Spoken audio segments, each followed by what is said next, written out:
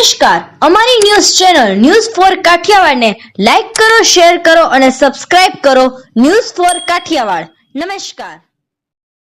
જૂનાગઢ ઉપલા દાતારની ધાર્મિક જગ્યામાં મહાપર્વ ઉર્સનો આજે પ્રારંભ થયો હતો, જેમાં આજે પ્રથમ રાત્રિએ ચંદન વિધિના કાર્યક્રમમાં દાતાર બાપુના અમૂલ્ય આભૂષણો જે ગુફામાંથી વરસમાં એક જ વખત બહાર કાઢવામાં આવે છે તે આભૂષણની ચંદન વિધિનો કાર્યક્રમ ધામધૂમથી ઉજવાયો હતો, જેમાં હજારોની સંખ્યામાં દાતાર ભક્તો અને ભાવિકોએ ભાગ લીધો હતો અને દાતાર બાપુના આભૂષણોના દર્શન કરી અને મહાપ્રસાદ લઈ ધન્ય બન્યા હતા. આ પ્રસંગે જગ્યાના મહંત ભીમ બાપુ દ્વારા ચંદન વિધિના આ કાર્યક્રમમાં પધારેલા ભાવિક ભક્તોનું સન્માન સાથે આદરભાવ સાથે આવકારી દાતાર બાપુના દર્શન કરાવ્યા હતા. આ પ્રસંગે સાધુ સંતો અને પદાધિકારીઓ દાતાર બાપુના દર્શન કરી ધન્યતા અનુભવી હતી.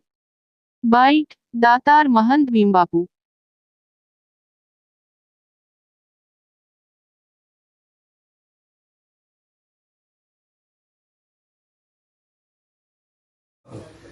જૂનાગઢ ઉપલા દાતારની જગ્યામાં અમારે દર વર્ષે દાતાર બાપુનો ઉર્સનો મેળો આવે છે, ઉત્સવ આવે છે. એટલે આજે દાતાર બાપુનો પહેલા દિવસ ચંદનનો દિવસ ગણાય છે. એના એવા સરસ સિદ્ધિદાયક આભૂષણ છે.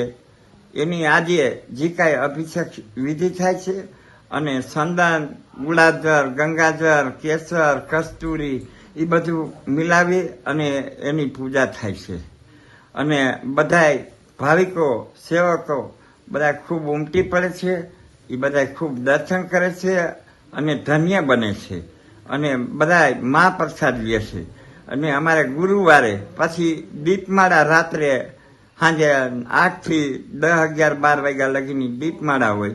એ બહુ ઝળઝળતી આખી જગ્યા થાય છે અને ત્યારે બધા ખૂબ ખુશી થાય છે ને બધા ખૂબ આનંદ મેળવે છે. અને બધા સૂકા મેવાની મહાપ્રસાદ લે. રવાની અમારે ગાયું છે એના ઘરના ઝીણો શીરો બનાવી એ બધા ખૂબ પ્રસાદ લે અને બધા ખૂબ દર્શન કરે અને બધાને ખૂબ ધન્ય બને છે. અને પછી શુક્રવારે અમારે આ ઉત્સવનો ઉરસના મેળાનો છેલ્લો દિવસ કહેવાય છે.